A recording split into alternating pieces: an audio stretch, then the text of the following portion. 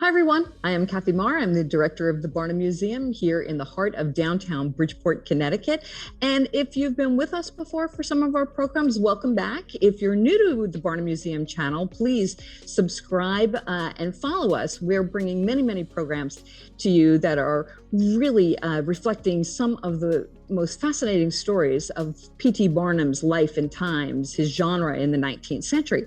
And we are so fortunate today to have a dear friend and a great champion of the Barnum Museum, Professor Eric Lehman from the University of Bridgeport. And before I introduce Eric, I just want to thank our sponsors. We're doing these programs now. These are our instructive entertainment series, and they're being supported by the City of Bridgeport, American Rescue Funds, People's United Community Foundation, as well as Connecticut Humanities. And we thank all of our sponsors for providing us the resources to actually bring these programs to you. So with that, introducing Eric is a real joy for me. We go back at least more than 10 years. And Eric has written in some 15 years, 20 books over the course of time, which is extraordinary. And I encourage you, if you can find them, the New England 400, Hometown Terror. It's a story about Benedict Arnold and the burning of New London. Fascinating story. And hopefully we'll do that program sometime down the future, as well as a history of Connecticut food and a foot in Connecticut. So that's for all the foodies out there. You definitely have to get that, particularly if you're making your summer trip north through Connecticut. You got to stop and visit some of the wonderful places here in this state. But what we're talking about today is very particular to the Barnum Museum. For those of you that don't know, P.T. Barnum and Tom Thumb really became lifelong friends, and it's an extraordinary story. Eric, working in our archives, actually produced a book. It's the biography called Becoming Tom Thumb, Charles Stratton, P.T. Barnum, and the Dawn of American Celebrity. This book actually won the Henry Russell Hitchcock Award from the Victorian Society, and it was chosen by the American Library Association of one of the University Press Books of the Year. So not only is that an extraordinary accomplishment, it's a story that really examines a part of the creation of the American entertainment industry that so few people know. Nobody really thinks about early, 19th century New York, this is 1840s, as being the birthplace for the global celebrity iconography to really begin. And it all really starts with Barnum introducing Charles Stratton to the world. So with that, this is not my program, this is Eric's, and it's one that's very dear to my heart. So thank you so much, Eric, for joining us today. I'm going to turn the show over to you, and I hope everybody enjoys this. If you have comments, certainly leave them below, and questions, we can get back to you. But Eric, on with the show. Thank you so much, Kathy, and thank you for inviting me to participate in this and let me talk about one of my favorite topics, which is Charles Stratton, better known to you guys as General Tom Thumb. And so I'm going to talk a little bit today about his life and why we know more about him today than they did in the 20th century, and why there have been so few biographies about him, and why we know so much now. Let's just review who Charles Stratton is and the kind of facts we knew about him. P.T. Barnum discovered him when he was 4 years old in Bridgeport. His parents lived here, and he hires him to perform at the American Museum. We don't think of performers at museums today, but that's probably another YouTube video about how 19th century museums were set up. He gave him the name General Tom Thumb, Tom Thumb was a common name to give little people who were performers in that day. He's a big hit. He travels to England later. He meets Queen Victoria, tours England any number of times, goes to France and Holland and all kinds of places. Then he comes back to New York, does more tours of America, but also begins acting in plays, not just his sort of stand-up comic routine that he had been doing. He performs in Barnum's first circus in 1851. He returns to Europe a number of times in his life, including when P.T. Barnum went bankrupt, and they go to England and make a bunch of money. That's also another great story that I'm sure Kathy and the Barnum Museum YouTube channel is going to share with you about the art of money getting. So he later he marries Lavinia Warren, who's another little person from Massachusetts. It's the event of the year. New York Times, forgets about the battles in the Civil War and puts that on the front page. It's a huge deal. It creates the legend of Tom Thumb weddings, which last for at least a century in places all over America. He meets Abraham Lincoln. He goes again to Europe on a honeymoon and performance tour. He goes across the Transcontinental Railroad as the first celebrity performer right after it's opened up, and then spends 3 years circumnavigating the globe, going to Australia and all these other places to perform, spending another year in Europe. And then something like he does go with Barnum's Greatest Show on Earth circus a little bit for 1 or 2 seasons. And then he's shortly after that, he's caught in a big fire, really bad hotel fire, and it does something to him, and he dies 6 months later at his home in Massachusetts. These are the facts. This is the timeline of his life. These are all things we knew before. It's an amazing life. So why is he so little known? We still know P.T. Barnum today, but Charles Stratton has faded from history in a number of ways. Certainly in the 20th century, he became sort of a cipher.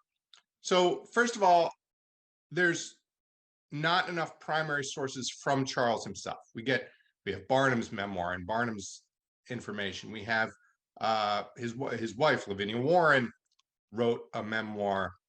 We have letters, plenty of letters from Barnum, but we don't have his voice, or we didn't have his voice.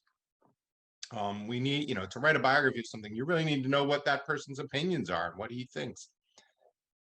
Another reason is that we've sort of, especially in the 20th century, split the American culture into the high culture and low culture. And, snotty academics like myself didn't pay any attention to popular entertainers like Charles Stratton. And P.T. Barnum himself has suffered from that idea. Nothing like turning your phone off and then having it go off. All right. So the nature of celebrity itself. My students have no idea who Bob Hope was, for example. They have no idea who Frank Sinatra was. That's just not part of their life, and because they have grown up in the 21st century. The nature of celebrity is fleeting. And so unless you're a celebrity who's also done other things, P.T. Barnum has survived in part because of the circus, because of other things that he did, accomplishments he had. He created what we think of as the media landscape today. So that is another problem. We also have a mixture of legend and fact. We have, even in Barnum's struggles and triumphs, stories which seem outlandish, and some of those were outlandish and some of them were actually true. But sorting through that can be very difficult without other evidence. The whole thing just seems like a fairy tale, right? He's a little person. He's 25 inches high, and he becomes the world's most famous entertainer. Seems made up. And also prejudice against little people, especially towards the end of the 19th century and the beginning of the 20th century. There was a real movement against them. More so, his wife ended up experiencing that because she lived another, almost 40 years after he passed away. So, but during his lifetime, there was, of course, prejudice, but later there was even more prejudice. And the opposite of that, this sort of sympathy. We immediately look at this situation and we think, well, he was exploited, and we have sympathy for him, and therefore we dismiss him. And I think that can be just as dangerous to do. So how is it that we know more now, and that I was able to write a book about it, and there's documentaries about him now? So why is that? Well, we have a bunch of news sources. We have news sources like the Barnum's European letters, which are at the Barnum Museum, which we just were given, what was it, 10 years ago? We have, things like Carolyn Barnum's diary. So we have news sources, but more importantly, the best sources we have now are searchable newspapers in databases. The fact that newspapers are being scanned in all over the world leads to, and that we can search them quickly and easily, led me to start this project in the first place over a decade ago. And that has been an amazing treasure troves for any 19th century research, but especially somebody like Charles Stratton. And those newspaper reports included interviews with him. And so finally, we have more of his voice and more of his opinions and things, anecdotes about his personal life, things, which I'll talk about in a minute. All of a sudden, he comes alive. And so a biography then is possible. And then the newspaper reports also confirm many of the things that we suspected, or it also can sort of poke holes in some of the things that we thought we knew. So, for example, here's some two newspapers on separate days, and it's advertising one of their shows in Stonington, Connecticut. And then on the right side, we have the report on that. The Thumb Troop was greeted by good audiences at both their Saturday entertainments. So we get to sort of see, I can map out much more carefully, and I mapped out almost to the day, but certainly the month of his 3 years of life, 45 years of life. But also you can see at the bottom of the right-hand page, General Tom Thumb and company were photographed while at Westerly alongside of the Antietam statue by Mr. E.A. Schofield. And so that is this photo here. Now we know where that photo came from. The people who own that photo had no idea. They didn't even know. I had to point out who the people were. They thought the guy standing on the statue was Charles Stratton, but that's George Nutt and Minnie Warren. And Charles is on the lower left with his wife and Sylvester Bleecker. The other two are probably Lavinia and Minnie's sisters and brothers. Here we also have fascinating stuff like this. This is an account of a billiards match between Charles and one of the opera singers of the day. These kind of anecdotes are all over the place. And I mean, this is fascinating. And you get to, his personality comes out. He's making fun of the opera singer while the opera singer doesn't speak very good English. So he's able to poke fun at him. And then we also have this wonderful little moment where somebody tries to lift him up so he can reach across the table and hit the ball. And he says, "Let me alone, sir. I can reach as far as you can. Who's playing this game anyhow?" And you see his pride come forth there, and the fact that he doesn't want help in playing this game. Fantastic. And look at this. This is from the Semi-Weekly Interior Journal from Kentucky. There's no way I would have ever found that awesome story if we didn't have these searchable databases.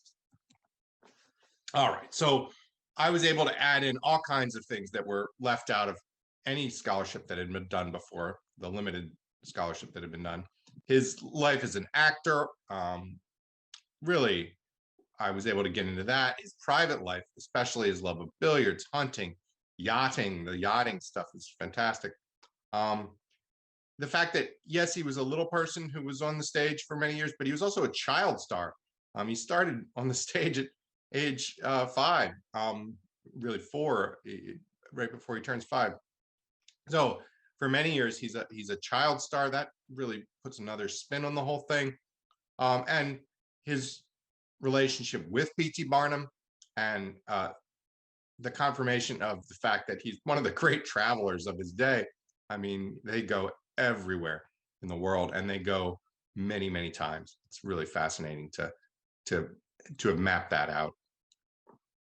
So Barnum's letters that are held now by the Barnum Museum really show that first tour of Europe that he does, and really have such wonderful moments. Here's one little moment. Barnum inflated his age while they were, so he would seem even smaller. They told him, his parents told him the other day that it was his birthday, that he was 14. He's actually 8 at this point. Well, says the general, then I'm old enough to go courting. So, father, I shall go off to the theater tonight alone.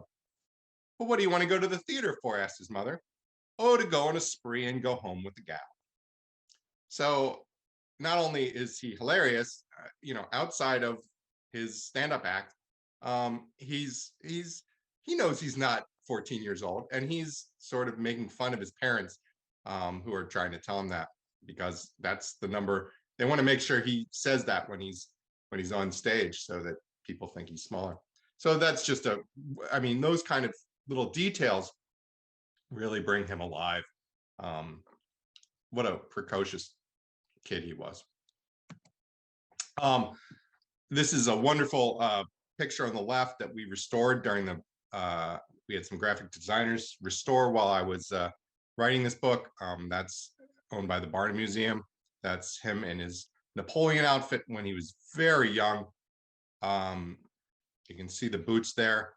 I don't know if they're the same boots, but the Barnum Museum owns a pair of those tiny, tiny boots, 3-inch boots. He is part of one of the great jokes of the 19th century, which is that Napoleon was very, very small. Napoleon was a normal-sized man. He did hang out with very large bodyguards, so he looked small quite often to people and people had commented on that. But this whole idea that we have of Napoleon as this tiny person, and Napoleon as, the Napoleon complex, even with Freud, really comes from the fact that Charles Stratton played him for 40 years in a long-running joke. That's where you get it. And it starts out here with, you can see in this drawing, which is from P.T. Barnum's book, about when he meets the Duke of Wellington, who defeated Napoleon at Waterloo. And the joke, I'm sure Barnum set this up, but it just worked so well. Wellington comes in, and Charles is looking really depressed, and he says, "Oh, little boy, what's wrong?" And he said, I was thinking of the loss of the Battle of Waterloo." And Wellington thought this was gold, which it was, and repeated it all around town. Barnum said it was worth 1,000 admissions to have that story told. Wonderful stuff. And so you get this idea. There was an impression in the 20th century that, Charles Stratton really wasn't talented, that it was just all Barnum's lies, basically. And that is not the case at all. All the contemporaneous accounts talk about how amazing he was and how precocious he was, and then later how funny he was. So I think that was a really fascinating thing for me to, as a researcher, to find out. I went into the whole thing thinking maybe I was going to be writing a book about, a sad book about exploitation, about trickery. And in fact, I found that wasn't the case at all. And so I had to write a completely different story. That's what the facts led me to. So we find out a lot about his triumphs on the New York stage. For about 10 years, he acted in numerous plays, most of them comedies, some of them almost serious comedies. There's one called The Drunkard, where He plays a drunkard who reforms. But most of them were, what we would call sitcoms. However, he did take part in the anti-abolition play, Dread. The abolition play, the anti-slavery play,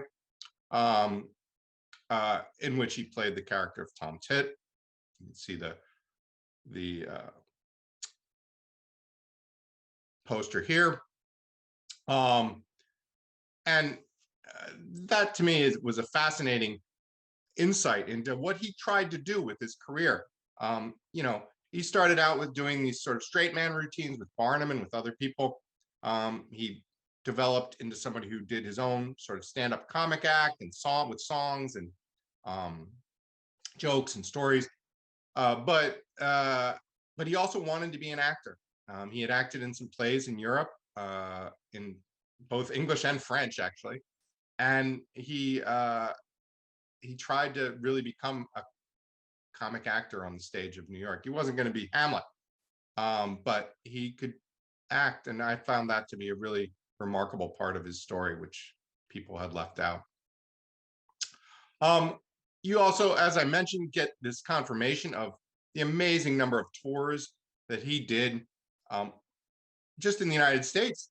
And you can follow the growth of the railroads with his tours. And you see how, he doesn't go to the South on his railroad tours before the end of the Civil War. And that's because there weren't, it was very difficult to go all the way to Texas, for example, at that time. But he goes there later because they have the trains to get there.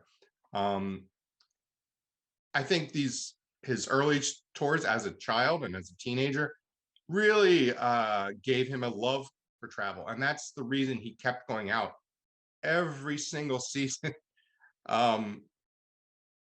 They went out and toured the country. He was rich. He didn't have to go out anymore. Working for Barnum and then on his own later, made him very, very rich. They could have lived comfortably in their house and had not had to do it. And they went out every season and did performances. And that's one of the reasons that he cites, is that he loved to travel. He liked to see new things. I found that really fascinating. That was probably one of his main motivations for doing what he does. The other being that he was very good at it. And when you're very good at something, stopping doesn't feel like something you want to do. So I thought I'd talk a little bit about the baby controversy. This is not so much in my book because it was something that was discovered during the filming of a documentary a year later. So an English, we know what happened, which was we see Lavinia here with a baby who's her nephew, I believe. And Barnum sort of set this whole thing up that what will be bigger than the wedding of Tom Thumb and Lavinia Warren? Well, them having a baby. This baby's going to be the biggest thing ever. Well, Lavinia was not interested in that idea too much, but so what they did was they took, in this case, a relative of hers, but in performances, sometimes they would, use the babies of friends. When they went to Europe, they actually rented out babies to use in performances.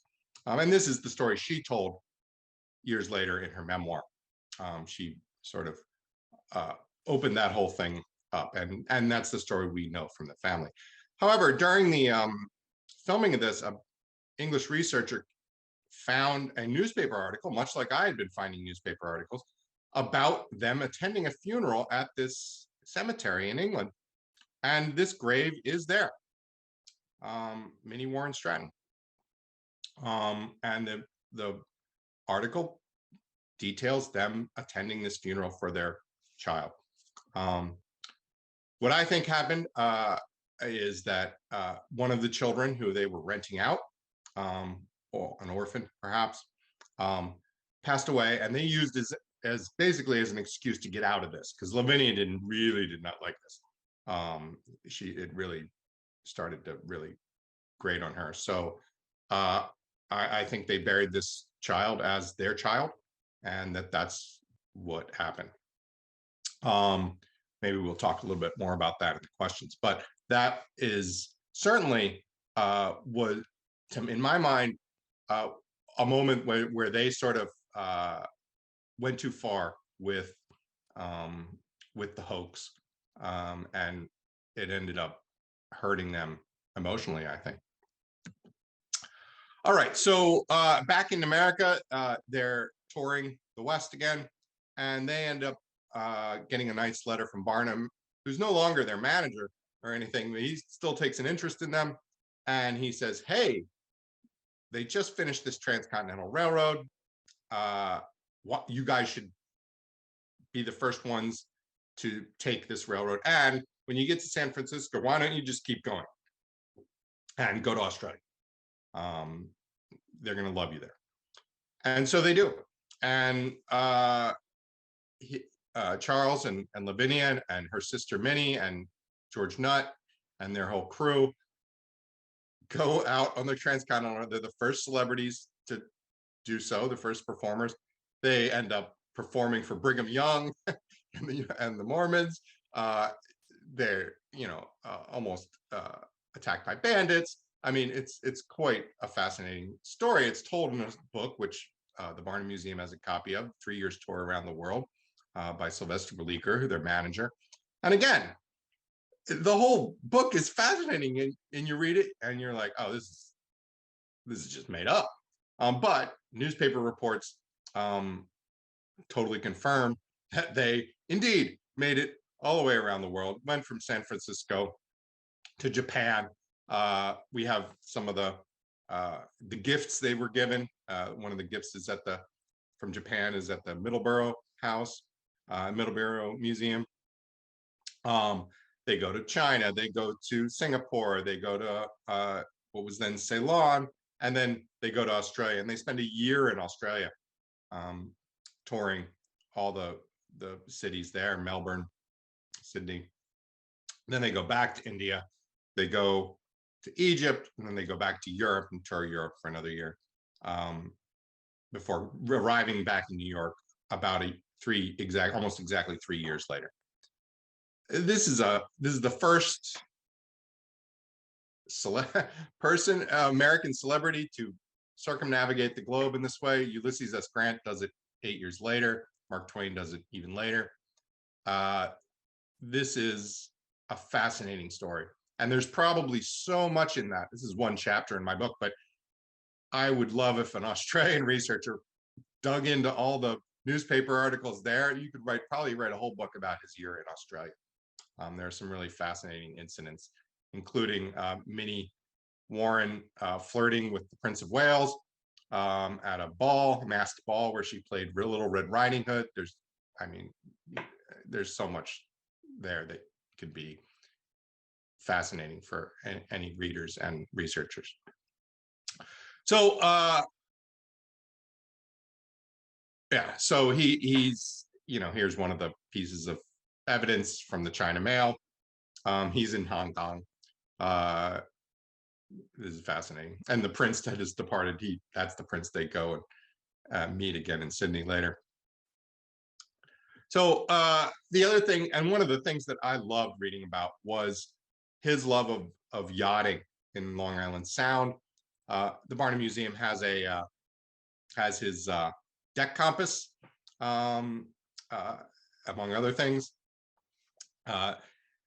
And just reading the accounts in newspapers, the sporting news, about him taking part in these yachting races, which were a new thing at that time. The Brooklyn Yacht Club was the only one who was doing this. And so he became a member of that, even though his boats were up here in Connecticut. And so he takes place in these yacht races, and he wins some of them. Really fascinating. He had a second-class sloop, and he just, you get all these little delights of him being given the silver cup at the end of the season, the yachting season. Really great. On the left, we see him dressed up in a sailor's outfit, sort of, and that is probably one of the only outfits he actually used. There's a million pictures of him dressed up in like Highland gear and all kinds of stuff, but that was one he actually ended up using. He was a captain of his own yacht, and I think he loved that more than probably any other activity that he ever did. So my conclusions were, after finding all this new information and piecing it all together, that he was really America's first international celebrity. The line by the Los Angeles Herald on his death was repeated in dozens and dozens of magazines and newspapers. Both before and at his death, he was famous in a way that the most famous American celebrities today probably aren't, even because everyone knew who he was. In a way, now celebrities are very, we know, if we like music, we know who the musical celebrities are, but if we don't, we might know films, we might know other things. He was known by everybody in a way that just doesn't happen today. Obviously the first little person to achieve this kind of international fame. This is a very conservative estimate that he gave shows for 50 million people in 24 countries. It's probably far more than that. He would give 2 or 3 shows a day in any given city. It's hard to tell because people went back to his shows so often, and people loved his stuff. It wasn't like nobody went to his shows and later came out and was like, that was really a bunch of hooey. I didn't like that at all. Everyone was like, that was amazing. That wasn't what I was expecting at all. That was because people went to his shows thinking they would pity him, or he would be some sort of monster, or it was a fake, a hoax. And they came away just thinking it was one of the most remarkable things they ever saw. So what we have here is really one of the most remarkable figures in the 19th century. And unfortunately, for a long time, he was relegated to sort of a footnote in history. Maybe when they tell the history of P.T. Barnum, that they'll mention him, but otherwise almost completely forgotten. And I hope that our work here with the museum has helped to bring him back to the prominence he deserves. Here was one of the great entertainers of American history, and who happened to be a little person, but he is somebody we should pay attention to, somebody that deserves more research and more interest in, and deserves to have his story told.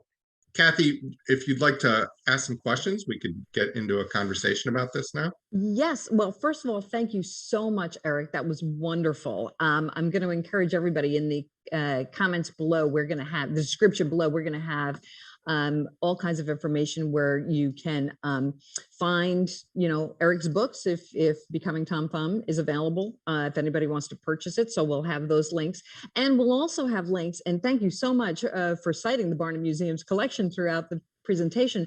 We'll put some of those links to our digital collection. The Barnum Museum probably, and we work very closely with our friends down at the Ringling Museum in Florida, Circus World in Wisconsin, the Milner Archives.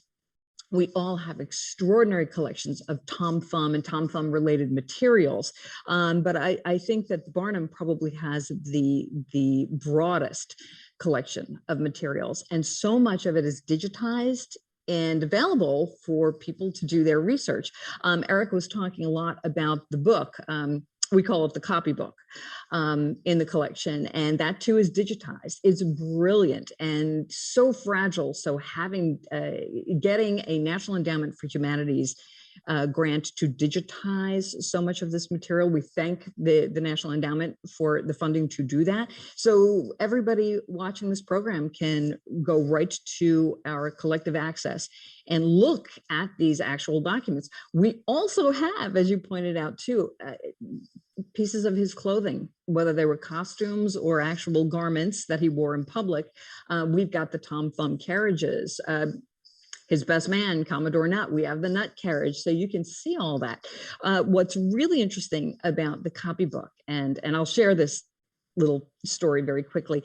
Way back in my youth, I worked at a different museum in Connecticut, and I was there a long time. Got friendly with a couple who happened to be on the board of directors there, Bill and Susie Marshall, and Marshall is Barnum's daughter's married name. And I leave that museum, I come to the Barnum, and Bill says to me, he goes, "Well, I'm a descendant of P.T. Barnum."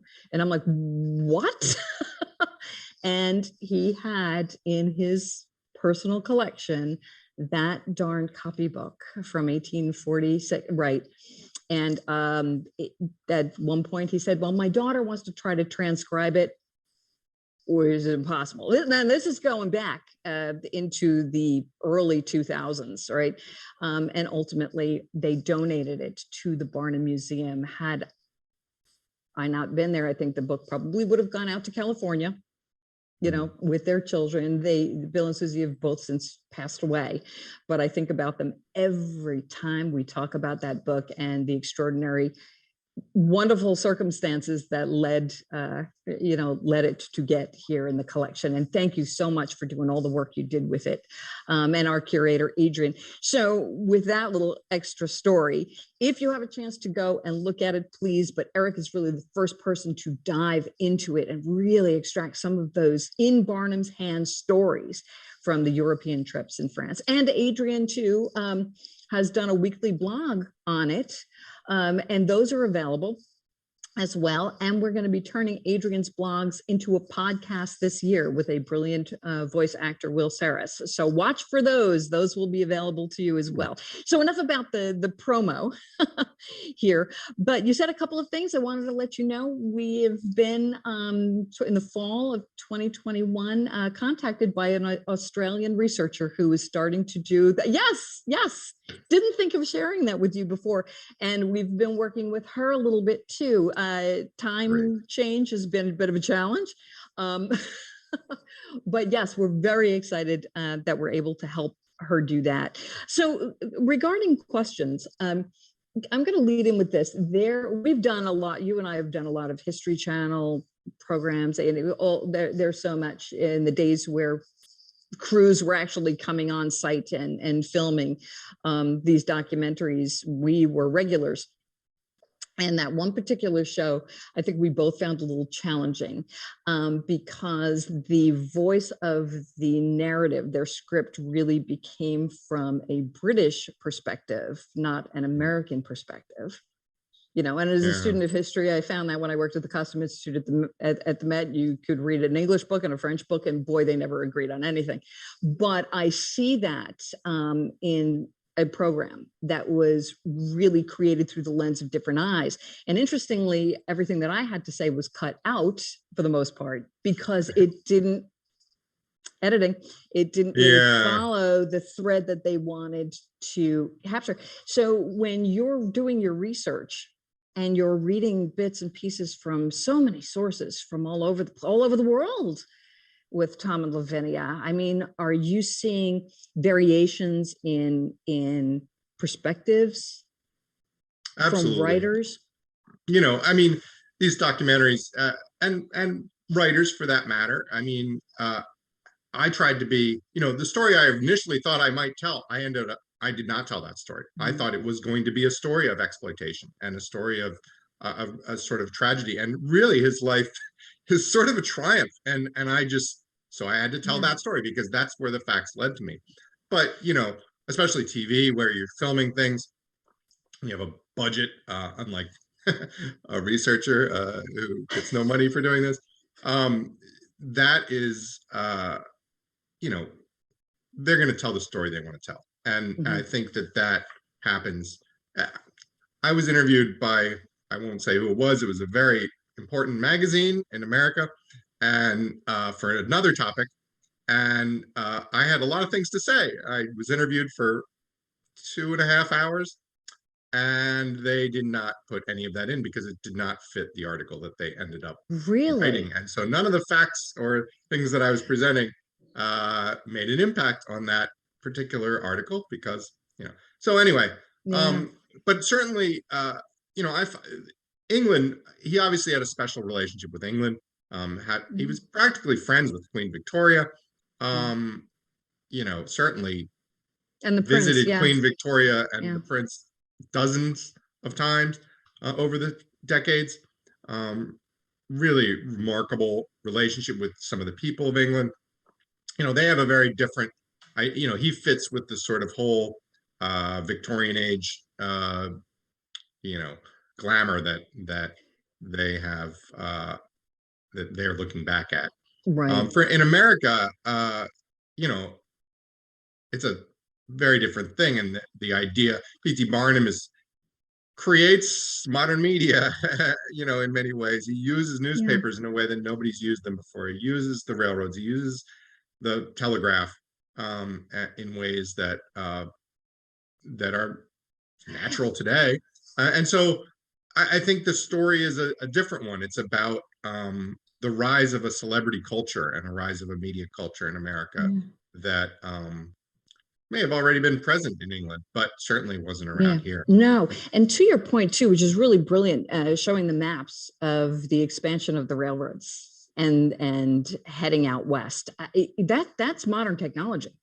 And we talk a lot about when we do our fiction versus fact program about the 2017 Hugh Jackman film. When that movie starts, you see Barnum and his father go running for the trains. Well, if you're looking at that at an actual chronological period, that it was 10 years old. Barnum would have been about 10 in 1820. The train is not invented yet. You know what I mean? Have the train, that's like the first 30 seconds of the movie. And it was just kind of like, you can't take the math out of the curator when you start thinking that way. But you show the map of, and of course, in the North had all the industry. So it's so thick with rail lines through the upper part of the country, and it's much more sparse. So they used that method, that really new method of transportation to the maximum capacity. They became such experts on Barnum in particular, of course. And as you know, later when he has the greatest show on earth circus, the military studies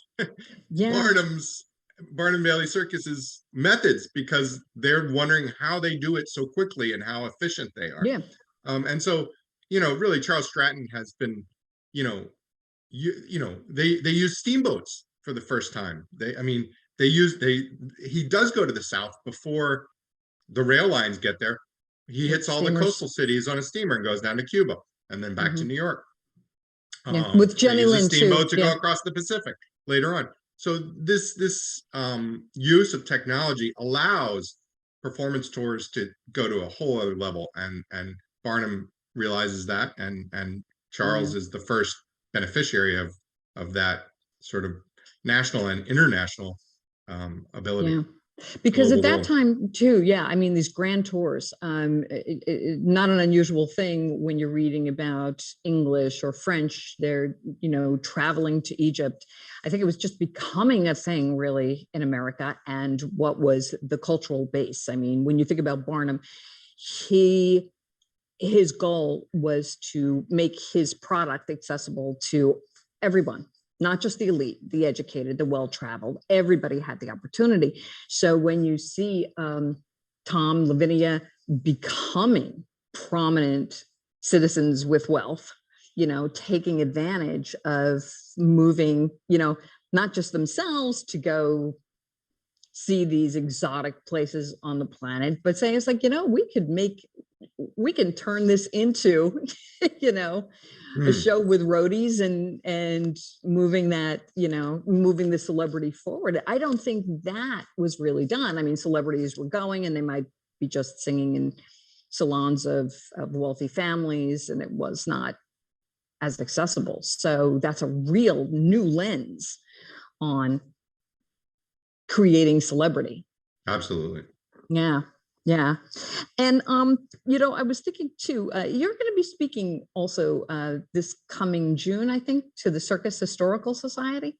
That's right. So you're going to be saying, so I just wanted to give them a shout out too, because if people want to register, we'll put the Circus Historical Society information in the link, because it'll be live action. Eric is what we're calling you now, as opposed to a little box, and really have the opportunity to see and talk more to Eric. But the one thing that I wanted to bring up too, that you and I both have confronted many times, when Barnum really, and before the circus is even created, people don't realize that the circus was Barnum's retirement project. He was over 60 years old when he starts the greatest show on earth. But the performers like Tom Thumb or anybody that performed at the American Museum, whether it was Anna Swan or the bell ringers of Lancaster or Ernestine the ballerina, these were all marvels of nature. Barnum really never uses the word freak. Everybody jumps, in our modern vernacular, jumps to, oh, it was a sideshow, it was a freak show. It never was. The promotions, yeah, it's much later in the 19th century, even into the 20th century. Barnum dies in 1891, but the idea that people were promoted as marvels of nature or natural wonders puts a whole new perspective on what you're about to see. What is your expectation? It gives you a different level of anticipation when you're engaging them. And just out of curiosity, in all of your research, how did you really see as an aggregate Tom's promotional material rolling out to the various communities and populations that he performed with? Yeah, I mean, Barnum never, promoted him as a freak, as something. That was exactly the opposite. And to the people's credit, and to even newspapers' credit, we think of the media as being very hostile, but 1 in 10, and later on 1 in 100 of the articles and opinion pages are prejudiced against him, or call him, or say, oh, it's horrible that this little monster or whatever is being. Most of them were very respectful of him, and certainly Barnum was. It's very difficult for us to parse this in the 21st century, and we look back and we see there's plenty of real exploitation going on in the 19th century, and certainly in other museums and in circuses and whatever we want to. There was plenty of exploitation by people who were not getting paid well. Well, Tom Thumb was paid very well. Yeah. At the beginning, he starts him with a low salary, but by the time they finish the first European tour, they're rich. The Strattons are rich. And enough that Stratton partners with Barnum on the Asiatic caravan circus. And so, I mean, it's just not appropriate when we think of money. Again, he's a little person on the stage. Well, okay, but he never thought of himself as disabled, or he never thought of himself as high. He just thought of himself as a very small person, and he was great at what he did. He was a comic. There were thousands of other little people who were performing, who were doing shows in throughout Europe, throughout India, throughout America. Many of them were exploited, and many of them were just there because of what they, their physical body. But that wasn't the case with Charles Stratton. He would have been a performer no matter what, I think. Now, the one area that I think does have validity when we talk about exploitation is the fact that he was a child when they started. Mhm. And so that to me is the very ethically suspect or gray area. The fact that they really started him. He's 5 years old. He Five, meets yeah. Queen Victoria when he's 6. They're telling him Queen Victoria is 11. But even so, they didn't have the same ideas as we do about child labor and the exploitation of children in that way. But so And we have to look at it it from their grows. perspective, Yeah. in some ways. But And that is to me the one of the places that I think some work can be done. that's an interesting study too, because Barnum didn't invent this type of performance. Right. It had been around and it continues to be around. But the idea of child exploitation is a wonderful story, because even into the 20th century, with films, Sure. coming, Look at all there's the plenty child of stories actors. Yeah. how this has evolved, where it starts. Certainly doesn't start with Tom Thumb. It's probably, and I apologize because I don't have the earlier his 17th, 16th, 17th century history. But yes, it's something to certainly be examined, and right on through to modern day. So that there's another book for you, Eric. Yeah. Well, So we always think, I mean, we know the story, the child actor who yeah, grows up and becomes a mess, because that's a lot of pressure to put on a child, and mm-hmm. that's something that maybe we shouldn't be doing. And I expected to find that. I expected him to, and none of that. He was just, I don't know, man. He just, none of that happened. He was the most easygoing. He didn't have a big ego. He was really chill about everything. And I was, it's remarkable to have grown up in the public eye like that. And Yeah, public eye was real. I mean, it's one thing to be on a film set. It's another thing to be in front of people every day, 300 days a year, for decades. And yeah, I think that I mean, that I was, and again, I was expecting to tell a different expecting story, something, right? but that is not the story that presented itself. He was well balanced. Yeah, He survived his child starness, and yeah, never held it against Barnum. Always was friends with Barnum. Felt very um, uh, very affectionate towards Barnum.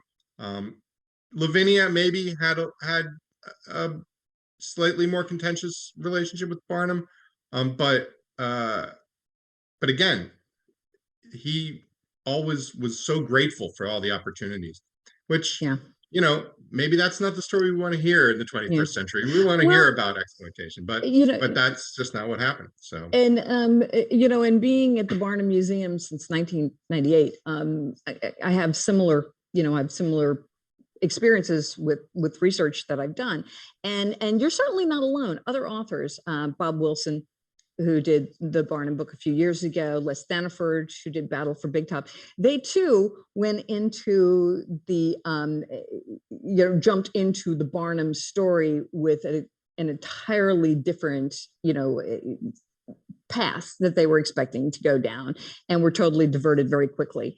And similarly found, it's like, oh, I wasn't expecting to find this. This is much richer history than what the world today is sort of glazed over, and just takes the Barnum story and gives it an umbrella. It's like, oh, it's got to be this, because it has been so, reinterpreted over the years. I did ask, I had a wonderful conversation with New York Times author John Strasbaugh.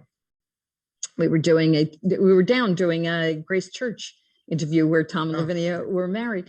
And I said to her, he's like, what happened? How did Barnum's, personality, his publicity, it was so huge and so big when he was alive, it just totally tanked. And he said something brilliant. He said, when Barnum died, there was nobody there to manage his brand anymore. mm, And it's sort of the same thing with Tom Thumb. And when you don't have, like when Disney died, there were battles, over what's the turf war, how is this going to lay out? Until they agreed, there was one name on the door, and it was Walt Disney. They could finally move forward. Barnum didn't have that, and those associations. So I think that's really what happened. But before we go, and thank you for spending so much time, I just was wondering, as like out of all of the things that you've explored and tried to find, is there one thing that surprised you the most about Tom's story? We might have even covered it already, about his story. I was amazed that to find out the sort of how, we think of the internet now, especially, and in the 20th century, maybe newspapers have, and television allowed us to see the world and know about things that are happening on the other side of the world. When they go to Australia, they give free performances at orphanages. The orphans all know who they are, and they know exactly who Tom Thumb is and Lavinia Warren, and they know about the wedding, and they know about everything already.